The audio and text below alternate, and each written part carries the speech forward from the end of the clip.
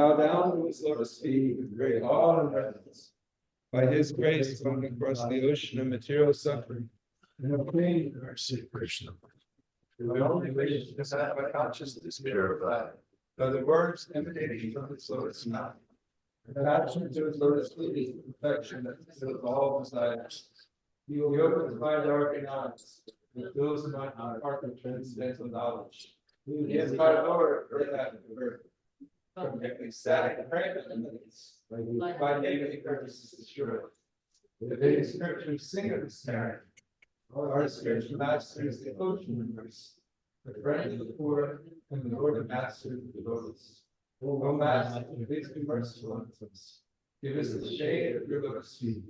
Your fame spread all over the three worlds. We take shelter from your lotus feet. His divine grace, Srila A.C. Bhaktivedanta Swami Prabhupada ki jai.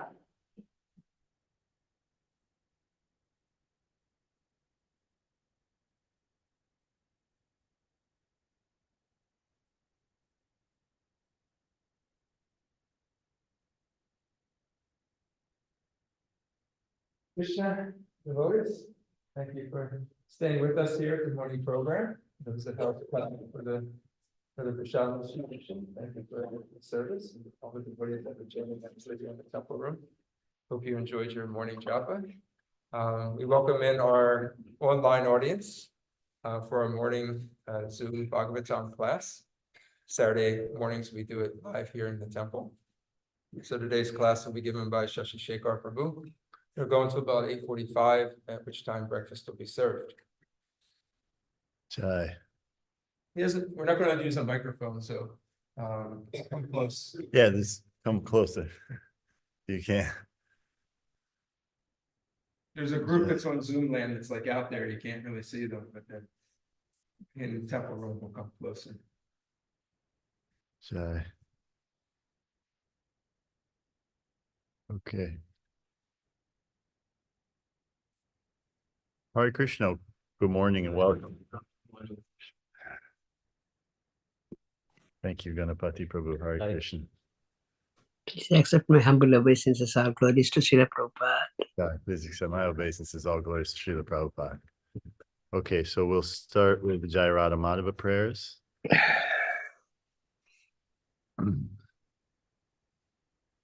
Jaya Radha Madhava Kunja Bihari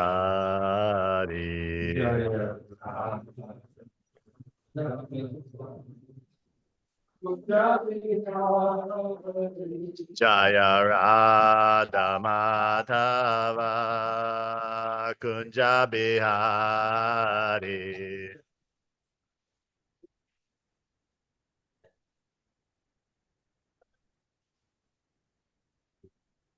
Gopi Jana Vallabha Giri Valadari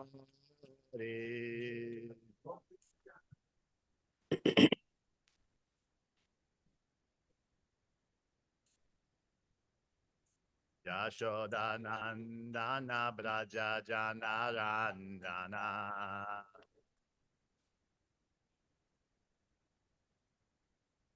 Yashoda Nandana Braja Janarandana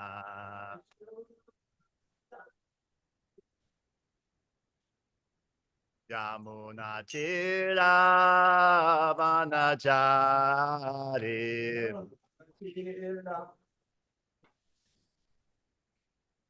Yamuna Chira Vanachari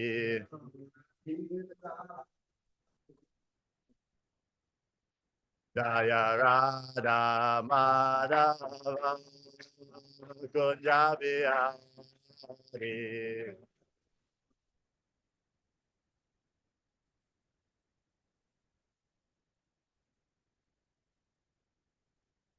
Jai Om Vishnupad Paramahamsa Parivrajak Acharya Stotra Sata Shri Srimad His Divine Grace Srila A.C. Bhaktivedanta Swami Maharaj Prabhupada Ki Jai Jai Om Vishnupad Paramahamsa Parivrajak Acharya Stotra Sata Shri Srimad Bhaktivedanta Saraswati Goswami Maharaj Prabhupada Ki Jai Ananta Koti Vaishnava Vrinda ki jai. Namacharya Haridas Thakur ki jai. ISKCON founder Acharya Srila Prabhupada ki jai. Prem Se Kaho Shri Krishna Chaitanya Prabhu Nityananda Sri Advaita Gadadhar Shivasadi Gaura Bhakti Vrinda ki jai. Shri Radha Krishna Gopa Gopinath Shyam Kund Radha Kund Giri Govardhan ki jai. Vrindavan Dham ki jai. Mathura Dham ki jai. Navadvip Dham ki jai. Jagannath Puri Dham ki jai. Gangamai ki jai. Jamuna Mai ki jai. Tulsi Devi ki jai. Bhakti Devi ki jai. Sankirtan Yagya ki jai. Samaveta Bhakta Vrinda ki jai. Gaur Premanande. Hari Hari Bol. All glories to the assembled devotees. All glories to the assembled devotees. Hare Krishna. All glories to the assembled devotees. Hare Krishna. All glories to Shri Shri Guru and Shri Gauranga. Hari Hari Bol. Vishnu Padaya Krishna Prasada Bhutale Shrimati Bhakti Vikasa Swami Iti Namaste. Vishnu Padaya Krishna Prasada Bhutale Shrimati Bhakti Vikasa Swami Iti Namaste. Saraswati Deva Gaudavani Vacharani Nirvishesha Shrinyavadi Paschatya Deshatadine. Om Namo Bhagavate Vasudevaya.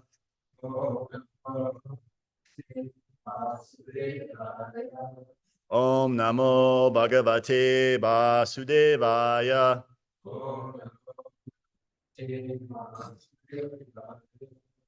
Om Namo Bhagavate Vasudevaya.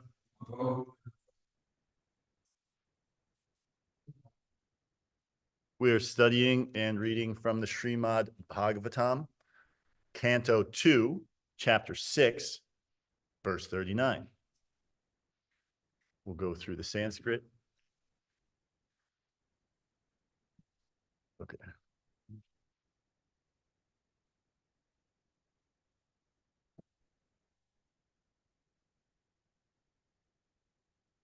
Sa esa adya purusha. Kalpe kalpe srijatya ajaha. Atmane atmatmane atmanatmanam. Sa samyachati patticha. Sa esha adya purusha. Kalpe kalpe srijati ajaha. Atmatmani atmanatmanam. Sa samyachati patticha. Sa esha adya purusha. Kalpe kalpe srijati ajaha.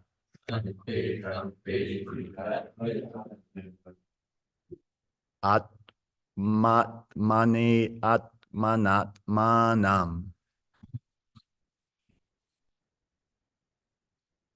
Sa samyachati patticha. Devotees in the temple. Sa esha adya purusha. Kalpe kalpe Shri Jati Aja. Atmatmani atmanatmanam.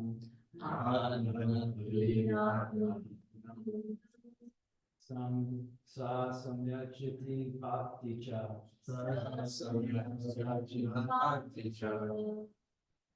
Saishadya Purusha. Kalpe kalpe Shri Jatyaja. Atmatmani atmanatmana. Sasamyachati paticha.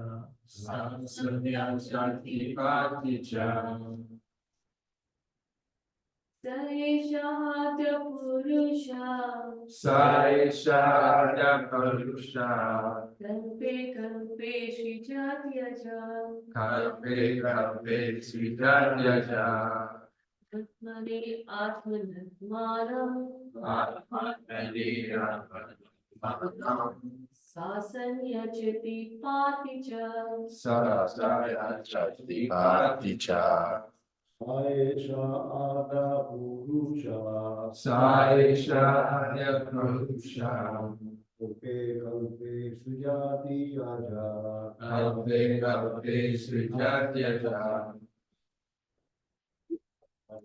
Anam Samyakshati Kvaticha Sarasaya Chati Paticha Saishadya Purusha Saishadya Purusha Kalpe Kalpe Shri Jatyaja Atmani Atmanam Sarasaya Chati Paticha Anyone online?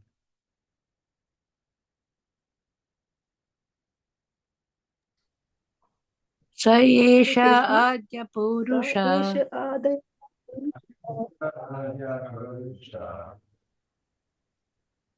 Go ahead, Mataji. Hare Krishna. Sa Esha Adaya Purushaha Saishadya Purusha Kalpe Kalpe Sri Jatya Jaha Kalpe Kalpe Srijatyaha Atmatmanya Atmanatmanam Atmani Atmanam Sa Samyachiti Paticha Sasamyachati Paticha Saesha Adya Purusha.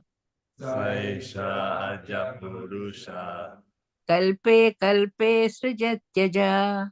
Kalpe Kalpe Srijatyaja Atmatmanya Atmanatmanam. Atmanani Atmanam Sa Samyachati Paticha. Sasamyachati Paticha.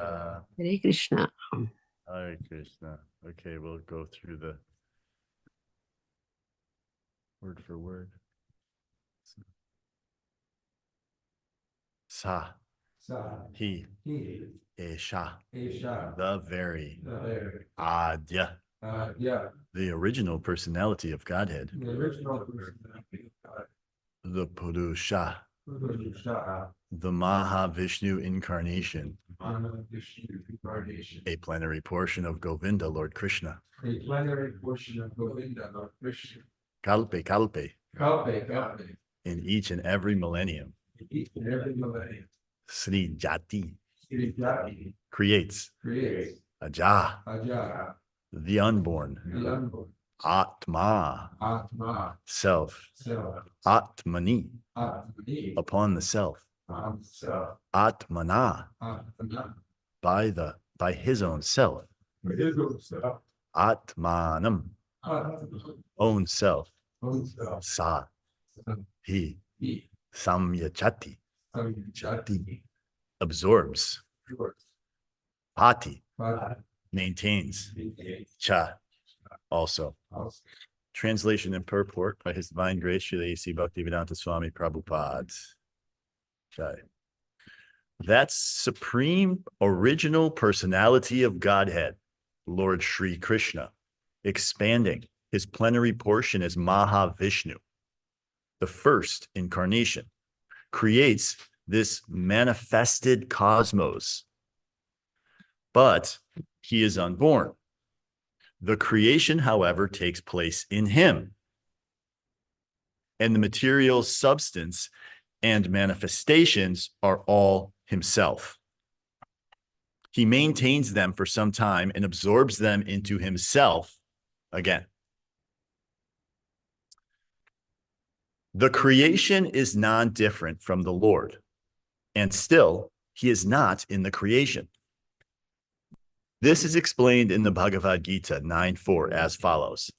Maya tatam idam sarvam jagat avyakta murtina matstani sarva bhutani na chaham teshav avashtita. The impersonal conception of the absolute truth is also a form of the Lord called avyakta murti. Murti means form, but because his impersonal feature is inexplicable to our limited senses, he is the avyakta murti form. And in that inexplicable form of the Lord, the whole creation is resting. Or, in other words, the whole creation is the Lord himself. And the creation is also non-different from him. But simultaneously, he, as the original personality of Godhead, Sri Krishna, is aloof from the created manifestation. The impersonalists gives stress to the impersonal form or feature of the Lord and does not believe in the original personality of the Lord. But the Vaishnavas accept the original form of the Lord, of whom the impersonal form is merely one of the features. The impersonal and personal conceptions of the Lord are existing simultaneously, and this fact is clearly described in the Bhagavad Gita and the Srimad Bhagavatam, and also in other Vedic scriptures. Inconceivable to human intelligence, the idea must simply be accepted on the authority of the scriptures, and it can only be practically realized by the progress of devotional service unto the Lord, and never by mental speculation or inductive logic. The impersonalists depend more or less on inductive logic, and therefore they always remain in darkness about the original personality of Godhead, Sri Krishna. Their conception of Krishna is not clear, although everything is clearly mentioned in all the Vedic scriptures. The poor fund of knowledge cannot comprehend the existence of an original personal form of the Lord when he is expanded in everything. This imperfectness is due, more or less, to the material conception that a substance distributed widely in parts can no longer exist in its original form. The original personality of Godhead, Adya, Govinda, expands himself as the Mahavishnu incarnation and rests in the causal ocean, which he himself creates. The Brahma Samhita 547 confirms this as follows. Ya karanarvana jale bhajati smar yoga nidram anantan jagat anda saroma kupa adhara shaktim aval ambyas param svamurtim govindam adi purusham tam aham bhajami. Lord Brahmaji says in his Brahma Samhita, I worship the primeval Lord Govinda, who lies down in the causal ocean in his plenary portion as Mahavishnu, with all the universes generating from the pores of hair on his transcendental body, and who accepts the mystic slumber of eternity. So this Mahavishnu is the first incarnation in the creation. From him, all the universes are generated and all material manifestations are produced, one after another. The causal ocean is created by the Lord as the Mahatattva, as a cloud in the spiritual sky, and is only a part of his different manifestations. The spiritual sky is an expansion of his personal rays, and he is the Mahatattva cloud also. He lies down and generates the universes by his breathing, and again by entering into each universe as Garbhodaksha Vishnu. He creates Brahma, Shiva, and many other demigods for maintenance of the universe, and again absorbs the whole thing into his person, as confirmed in the Bhagavad Gita 9:7. Sarva Bhutani Kaunteya Praktrim Yanti Mam Ikam Kalpakshaye Punashtani Kalpadu Vishrajami Aham. O son of Kunti, when the kalpa, or the duration of the life of Brahma, is ended, then all the created manifestations enter into my prakriti, or energy. And again, when I desire, the same creation takes place by my personal energy. The conclusion is that these are all but displays of the Lord's inconceivable personal energies, of which no one can have any full information. This point we have already discussed. Om Jnana Timirandasya Gananjana Shalakaya Chakshurin Militam Jaina Tasmai Shri Gurave Namaha. Shri Chaitanya Manobhishta Stapitam Jaina Bhutale Svayam Rupa Kadhamayam Tadati Sva Vandantikam. Jai Shri Krishna Chaitanya Prabhu Nityananda Shri Advaita Gadadhar Shivasari Gaura Bhaktavinda. Hare Krishna, Krishna Krishna, Hare Hare. Hare Rama, Rama Rama, Hare Hare. Before we begin, I'd like to ask for blessings and permissions from all the Vaishnavas here and throughout the universe to speak something in the line of Parampara through Srila Prabhupada, and please him and my Guru. So I'll read this translation one more time. That supreme original personality of Godhead, Lord Sri Krishna, expanding his plenary portion as Mahavishnu, the first incarnation, creates this manifested cosmos, but he is unborn. The creation, however, takes place in him, and the material substance and manifestations are all himself. He maintains them for some time and absorbs them into himself again. It's amazing. Yes, it's very amazing. Now, just to give a little context, what we have going on here is the explanation of the creation of the universe and where things are coming from, what's happening to them as they come into existence, and then what happens to them at the end. Now, in this, we have some what one could consider, or very much is so, some paradoxes. Can anyone without looking recognize what the big paradox is in this translation, that in this verse? You can look, I guess, because who's going to remember? What's the big paradox here?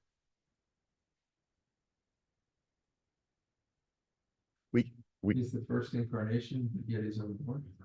Yes. Well, how can that be? So it's very interesting. Right. So what is a paradox? Well, the definition of a paradox is that a seemingly absurd or self-contradictory statement or proposition that, when investigated or explained, may prove to be well-founded or true. So what we have here is two simultaneously opposite things seeming to be existing at the same time. This is a consistent thing that we come up against in spiritual life, in all of life, actually, but specifically in spiritual life. Many things are presented to us and to our logical mind. They occur as paradoxes. How could they conceivably be existing at the same time? So consider this. A child asks, can God do everything? Can God do everything? Yes. Okay. So if on that sense, Can he make a stone so heavy that he can't lift it? So then how can he do everything? So we are confronted with this in spiritual life. Now, these are paradoxes that show up in our mind, and this is what we're trying to do is understand them through our logical mind. But the domain of spirituality and the absolute truth is beyond the logical mind's understanding or ability to understand. And from here is where we can actually, this is once we can move beyond the logical mind, which comes through realization and practice, we can move into the realm of the absolute truth. So on the surface, if we're perceiving and reading these types of verses and these texts, which have these apparent huge paradoxes, our logical mind becomes zapped out. How can we make sense of it? There's another major basis for the philosophy of Krishna consciousness, which was given by Sri Chaitanya Mahaprabhu, who is Krishna himself, which is a philosophy called Achintya Abheda Bheda Tattva. That means simultaneously, we, the jiva, who we really are, is simultaneously the same and different from Krishna. And the description is given that it's like the sun and the sun's rays. The sun is coming from however many miles away it's coming from. The rays are entering into where we're sitting now. But could we say that the sun itself is in this room? We could say that the sun's rays are in this room, but are the sun's rays really different than the sun? We come up to the point of not being able to fully reconcile this. And in the same way, we are come to the point in spiritual life with these types of paradoxes where we have to accept something without being able to fully logic it out with our logical mind. Now, in relation to the logical mind is somewhat like a prison for the conditioned soul. Because we are stuck within the boundaries of this logical ability for our mind to make out what's going on around us. So in the conditioned state, what we attempt to do is perceive reality and make sense of it with the logical mind. And from there, evaluate what's around us. And then once we evaluate it, we accept that as real. And then that creates constraints and boundaries on what we can actually understand or perceive through our limited senses. And this is what all of the spiritual teachers throughout history, bona fide spiritual teachers, have come to give us, which is the freedom from the prison of our logical mind and our limited ability to perceive reality. They're coming from a higher plane of understanding. And they're saying to us, there's something bigger. There's something greater that you can't fully perceive right now. But if you follow this process, if you do these things, you can come to this place where full happiness, knowledge, and eternal life exists. This is the essence of all true spiritual teachings. And it is exemplified and given to us in a extremely streamlined and highly potent methodology through Srila Prabhupada and the philosophy of the Srimad Bhagavatam and the Bhagavad Gita. But what it requires from us is to accept something that we cannot fully explain or logic out with our minds. So it requires a leap of faith. And this is the foundation of spiritual life, is having and attaining faith, or in Sanskrit, it's called shraddha, faith. And when we can, because what we have to do is we have to accept something that we ourselves cannot perceive or fully understand. But when we can do that, we can be guided towards a higher level of understanding of our own reality, which will give us real peace, eternity, knowledge, and bliss. And if we understand that actually our logical mind is constraining us, and if we only use that logical mind to perceive reality, that we will be limited and we won't be able to fully reach the true potential that we have in this human form of life. Has anyone ever heard of the Stockholm syndrome? Anyone want to explain it?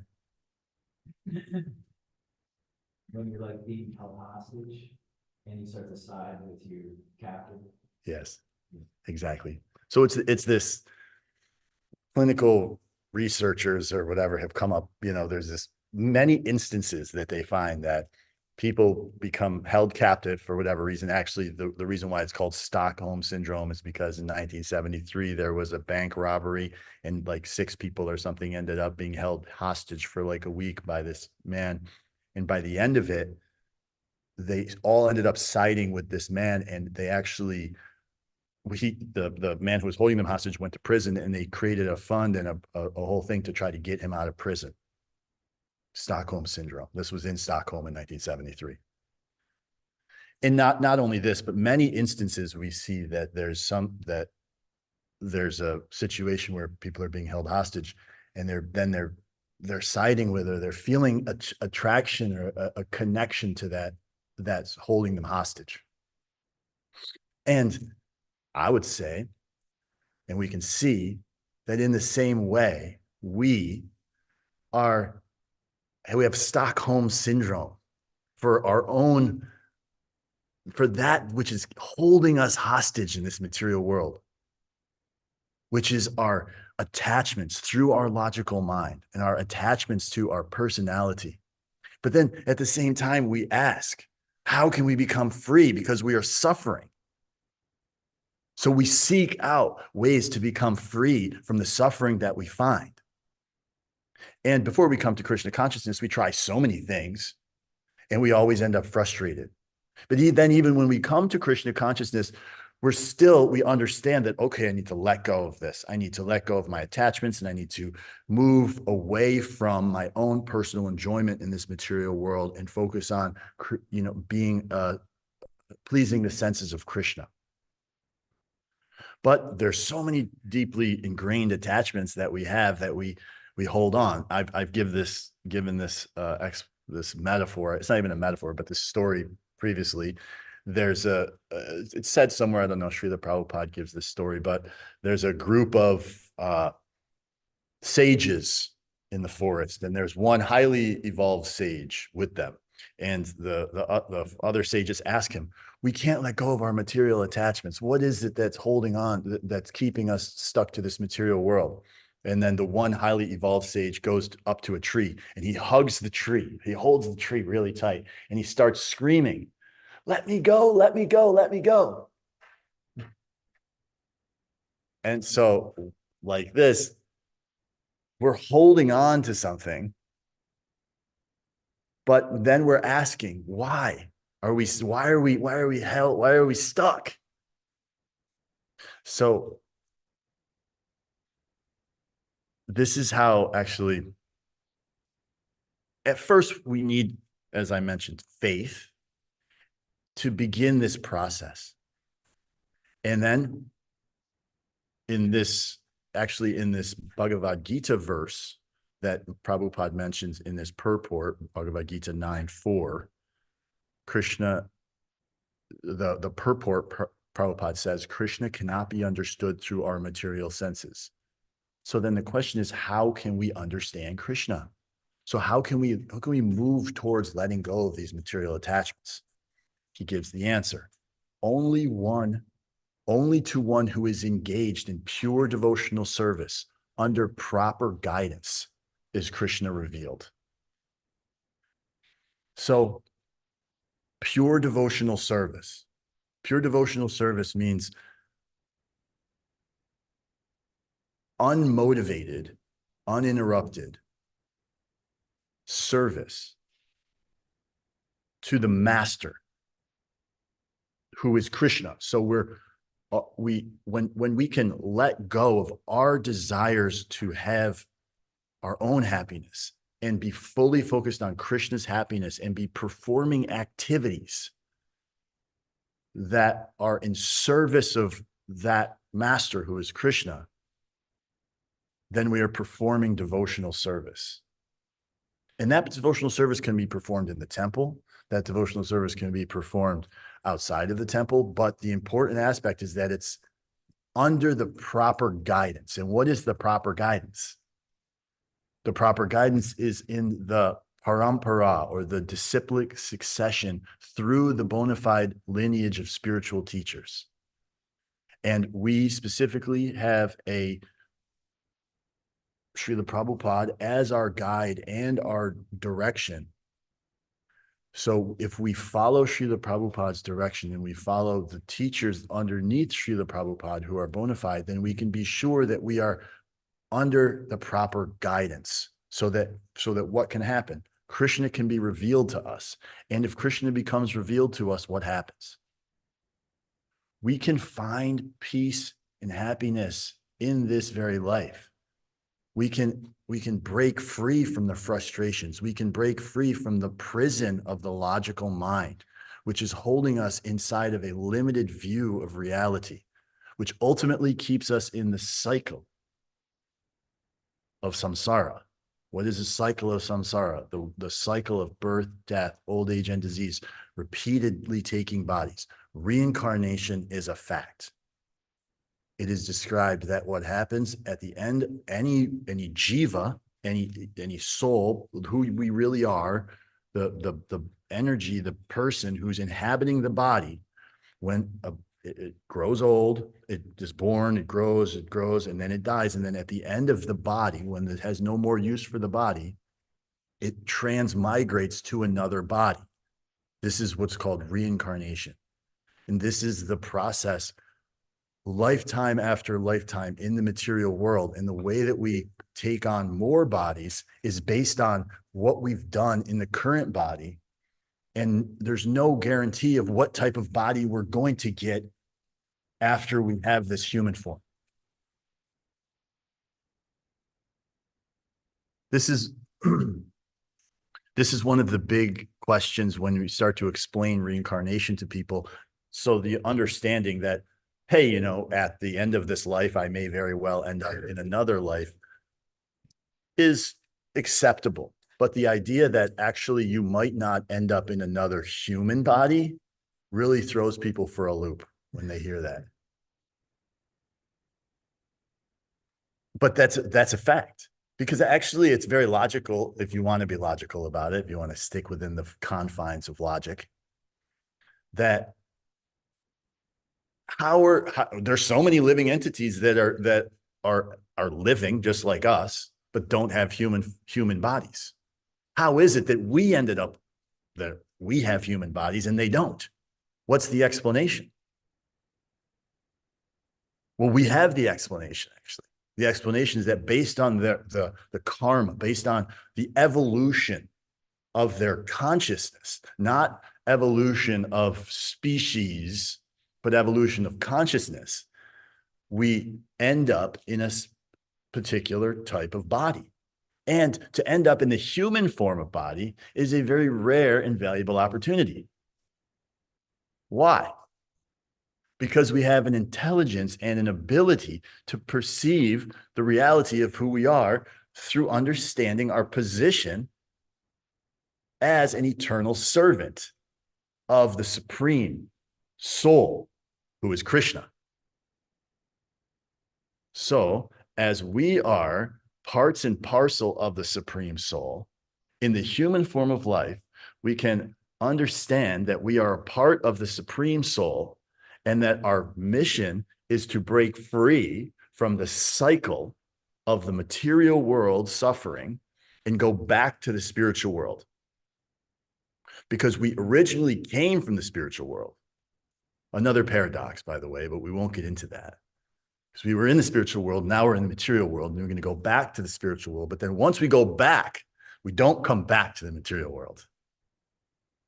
Okay? That's important.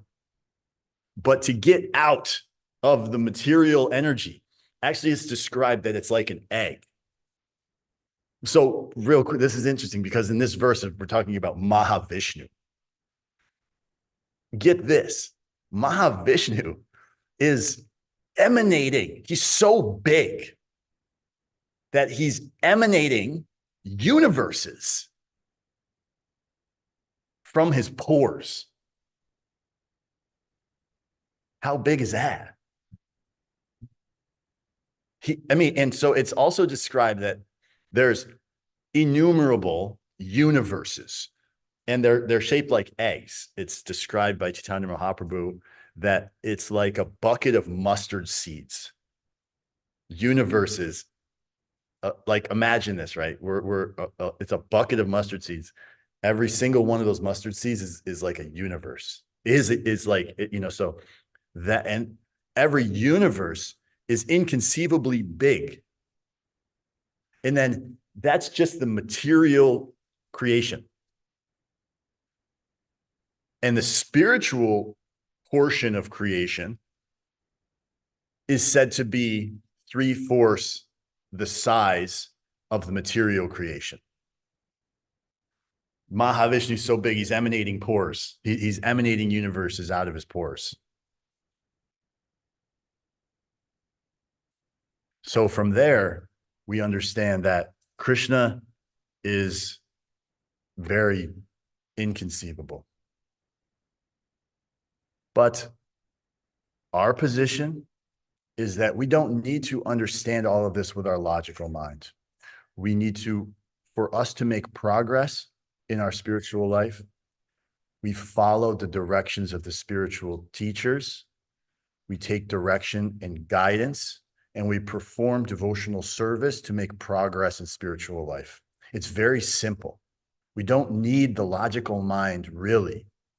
Although if we want to get deep into the logical aspects of Krishna consciousness and all of that and feed that logical mind, Prabhupada makes a mention. We have volumes of books. Who can say in any spiritual tradition that they have more like written knowledge for the logical mind to work through than what we can, just what Srila Prabhupada gave us in the last 10 years of his life? The Srimad Bhagavatam, 18 big books. But ultimately, that's not this. Everything that's in all of these literatures can be revealed to us through the simple process of chanting Hare Krishna. That's it. So simple, even a child can do it. Prabhupada says even a dog can do it. Luckily for me, because my consciousness is at that level. And we have the mercy. So to be in this position, to be able to chant Hare Krishna and gain spiritual knowledge without having to go through all the processes that the yogis, that is explained in the Bhagavad Gita and the Srimad Bhagavatam, when you go through the different processes of yoga. As I was mentioning, each universe is like an egg, a mustard seed. But to get out of those universes, there's layers. Each layer is 10 times bigger than the layer before it. I don't remember exactly what they are, but it's like milk, fire, water, so many things. And they're inconceivably large. So if you're going to get out of the material energy without the mercy of the spiritual master, one would have to literally become so powerful that they can materially take themselves out of this material energy through the process of like austerity and yoga. That's impossible in the Kali Yuga. Kali Yuga is the cycle of time that we are in. Vedic understanding of time is that it's cyclical. So there's four ages, 4 cycles. And so each one becomes more degraded from a consciousness level. And this Kali Yuga in general, people are at the lowest consciousness. And the lifespan of people in Kali Yuga are the shortest in comparison to what they are in the other yugas or other time frames. So we don't even have enough time to be alive in Kali Yuga to even come close to doing what it takes to gain spiritual liberation, so to speak. So all these attempts that people make in Kali Yuga to try to, meditate or, get there through whatever type of Ashtanga yoga and this and that, like from a spiritual perspective, it's a waste of time. From a spiritual perspective, all we need to do is position ourselves, which we're all already positioned. If you're listening to this online, you're listening to this here, you are already positioned. You are extremely fortunate soul to have come to the point of getting the mercy of Chaitanya Mahaprabhu, who is Krishna himself, and through Srila Prabhupada to simply chant Hare Krishna and follow the directions that Prabhupada gave us to associate with devotees, follow the regulative principles, take prasadam. It's very simple. And ultimately, aside from the difficulties that we have and the attachments that we hold on to, it's a very easy process and it's joyfully performed. If you've seen the Hiranyakashipu, where you see some of these austerities that they perform, they literally perform austerities for like 10,000 years, meditating on the tips of their toes, coming to a point where the ants are eating their skin. They eats them alive, and through that they get the boon of like Lord Brahma, and then they get some like superpower. This we don't need. So we get this perfect process of Krishna consciousness. Now, I'll just conclude here and open it up for questions or ideas. There's so much that we could have said. I didn't even really get into the purport so much, but the very end of the purport, it says, the conclusion is that these are all but displays of the Lord's inconceivable personal energies. Quickly, the purport discusses impersonal understanding of Krishna and personal understanding of Krishna. So there is a philosophical approach to spiritual life that the impersonal energy merging into the impersonal energy of Krishna is the highest goal of spiritual realization. That is what's being explained here. And what Prabhupada is giving us, and what is in this whole section of the Srimad Bhagavatam and so many other places, is that it's the personal understanding of Krishna that is a higher level, a higher understanding of spiritual life. That the source is not impersonal, is not a void that we merge back into and like just soak up the rays of it for eternity. It's to go above that to the source is the person Krishna. And now it's not as important right now for us to fully like grasp that, but just to kind of explain it a bit because it's described in this purport. But ultimately, what Prabhupada is saying at the end, this is the inconceivable personal energies of which no one can have any full information. Why can no one have any full information? Because even Krishna is said to not have any full information because it's always expanding. Krishna's energies are always expanding. It's never done. In that case, so what happens is as it continues to go, it goes like sometimes I'm out distributing books and we'll run into people who have, maybe they come from an Indian origin or somewhere that they have like read the Bhagavad Gita or whatever. And they say, oh, I already know that. I know that. That's, I'm a Hindu. I grew up with this. So, well, please, okay, please take the book and give it to someone else then. Or like, do you live by this book? Clearly they don't, but they're already in this mindset. They know it all already. That's a very dangerous mindset to be in. If any spiritually realized soul or anyone who's made any progress down the path will recognize that there's always more to learn. So we're always seeking for the spiritual knowledge from the bona fide source. So if we can take anything away from this, that I took away from this in the development of this talk, was that look out for the paradoxes in spiritual life. Recognize that we're limited by our logical mind. And that inside of that logical mind, we're in somewhat of what we could call a prison. And the spiritual teachers have come, the bona fide spiritual teachers have come to show us what is on the other side of the logical mind, and that is transcendental knowledge.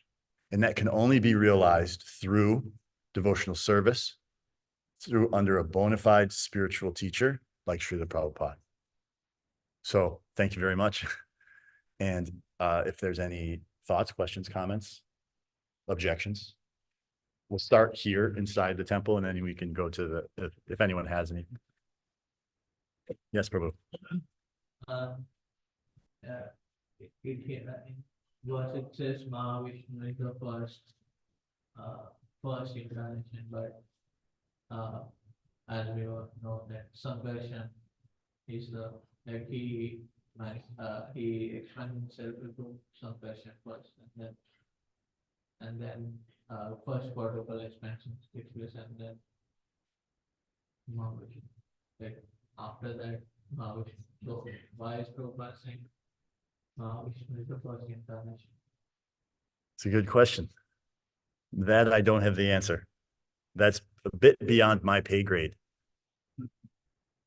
So we can look deeper. Maybe Dronacharya has some thoughts on that, or anyone else. I remember seeing that and I thought that of that. So I think in the material manifestation, Mahavishnu is the first. So let's just so okay. So in the material manifestation, Mahavishnu is the first. Okay. Does anyone else have anything on that point online? The point is the question of why is it said that Mahavishnu is the first? Where does it say that exactly? Yeah. I think it's in the translation. It's also in the purpose. His plenary portion, the first incarnation, creates the manifested cosmos, but he is unborn.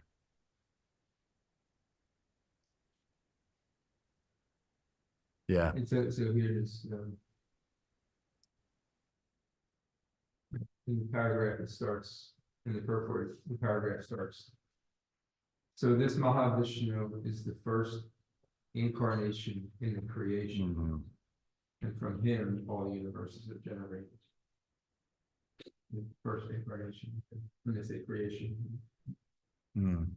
material. Yes. So we know that since we are here from, let's say, trillions of lifetimes here.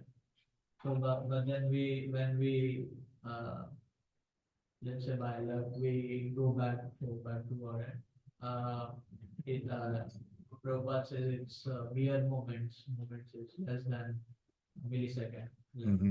So and he also says that we do not come back again in the material.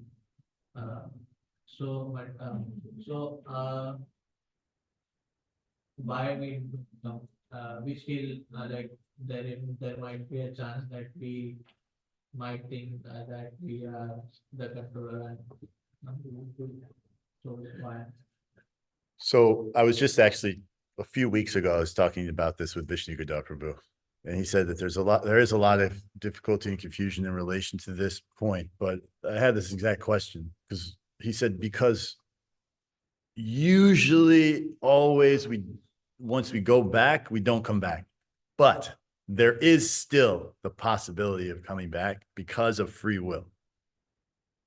Because that we do always have that ability to exercise our free will. And it's kind of like outside of the logical ability for us to understand, because if you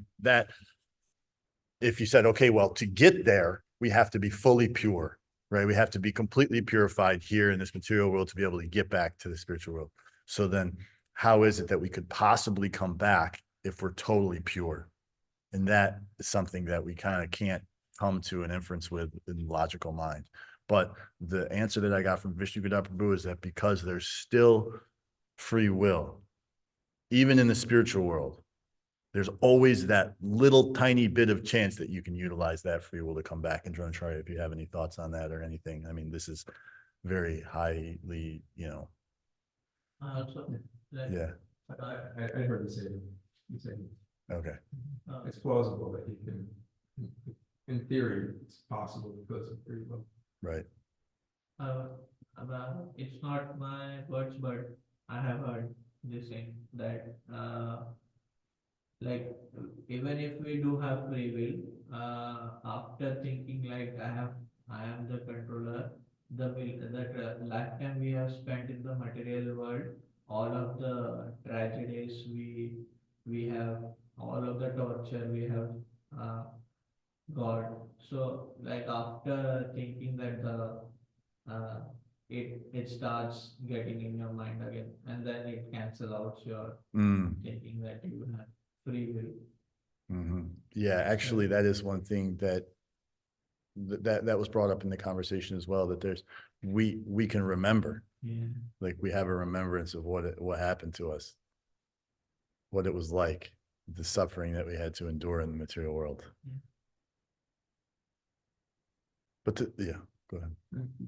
No, I mean, I was just going to say, I mean, the suffering that because one might ask, like, well, why do we have to suffer? If Krishna is kind, then why is it that we're suffering? But the suffering that we're experiencing is actually for us it's a push to get us out and to keep us out. To me, it's not so hard to conceive of this, because have you ever done something where we've we suffered, we had an experience where we've gotten some type of suffering from, but yet over time we forget just how much we suffered, and we wind up doing the same experience again, and then we're just like, oh, here we go again.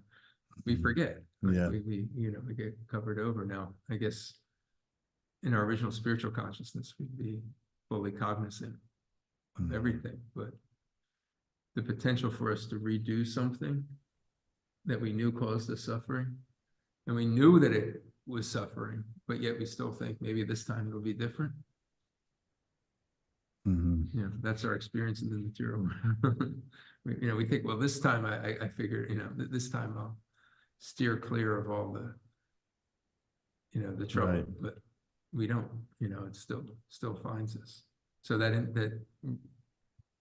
independence of wanting to be separate from Krishna, if that ever manifests, boom, we're back here in the material world again.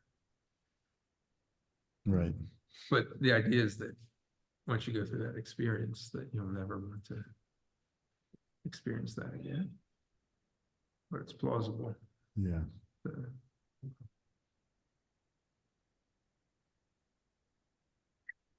And I mean, and we can thank, I guess, just coming from the point of the verse and what I was discussing is like, we can thank the logical mind for that, right? Like we come up with ideas and reasons like inside of our own perception of why it's going to work if it hasn't worked in the past, or new ideas to enjoy,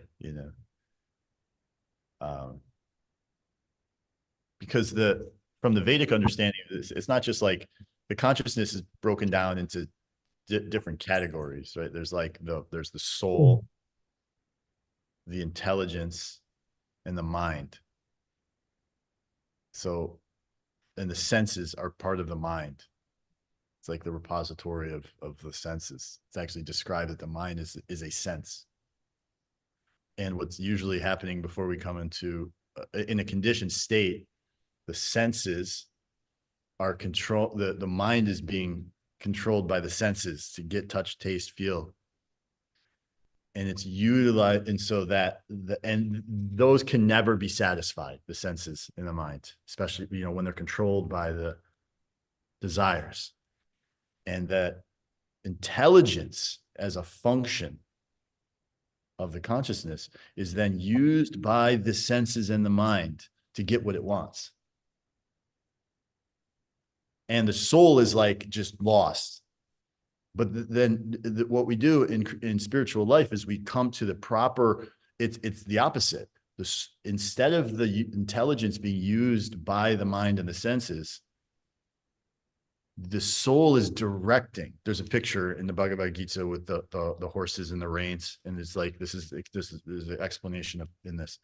The soul is directing the intelligence, as opposed to the senses and the mind directing the intelligence. And then we can utilize, and the senses and the mind can be used in service of our spiritual understanding, as opposed to being used by them. So this is the real fundamental shift at the beginning of spiritual life that changes everything in our life, actually.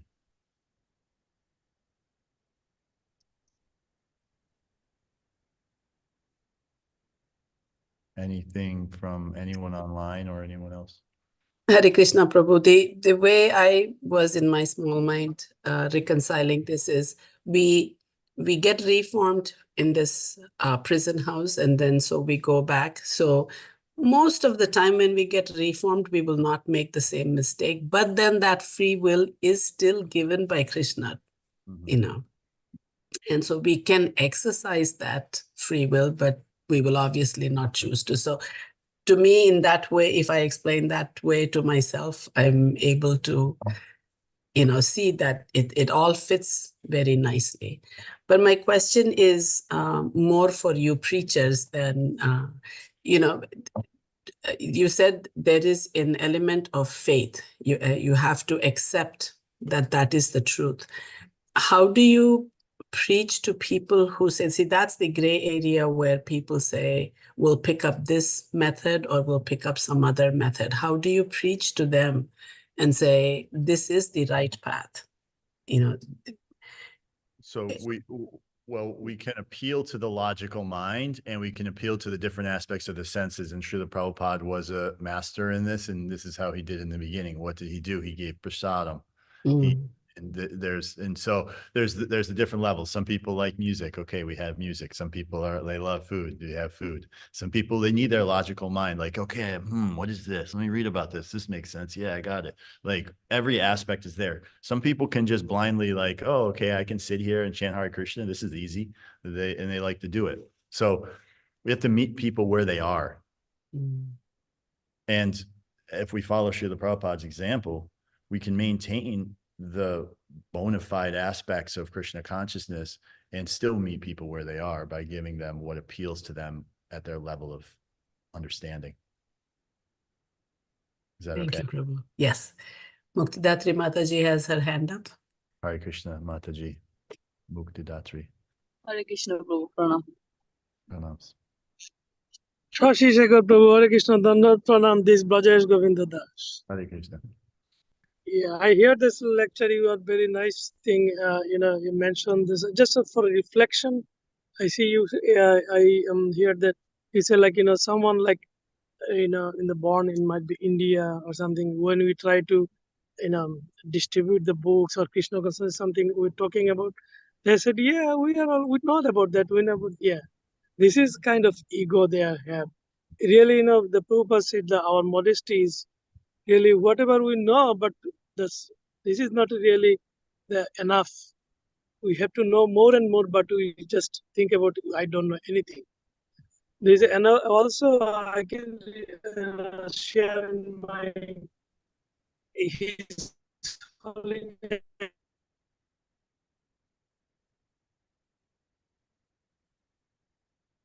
Prabhu. Yes, my spiritual master, His Holiness, my birthplace of the Sri Chaitanya Mahaprabhu or Sri Krishna.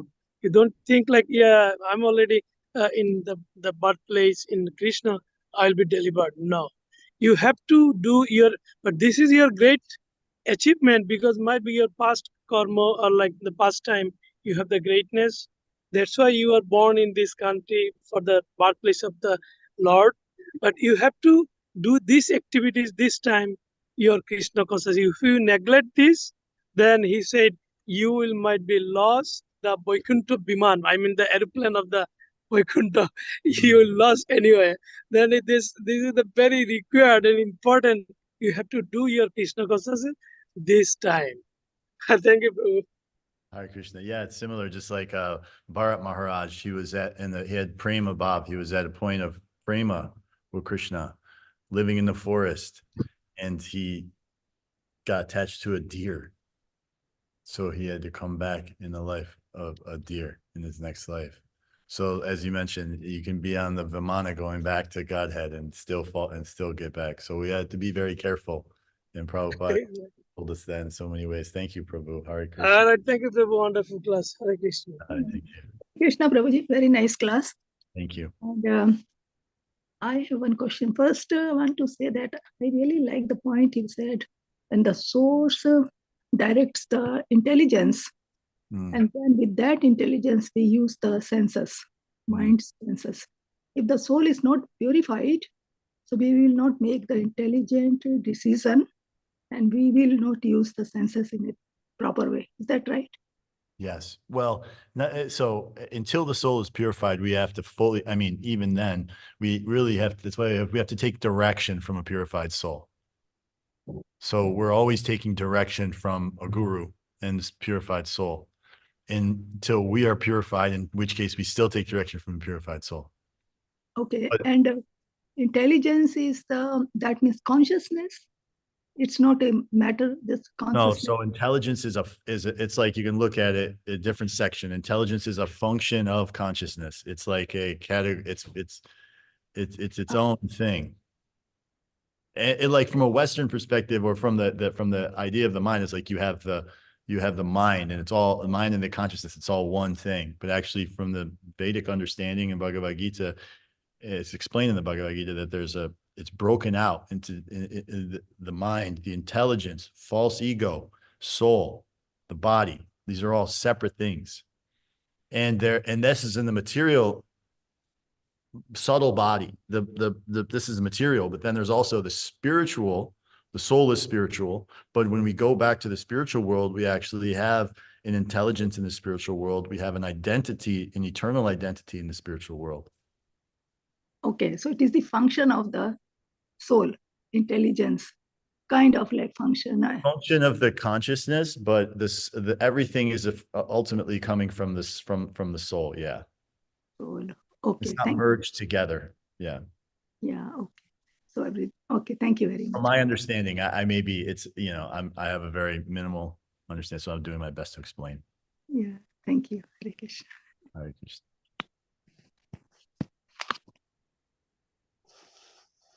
Okay, anything else? If not, we'll go take prasadam.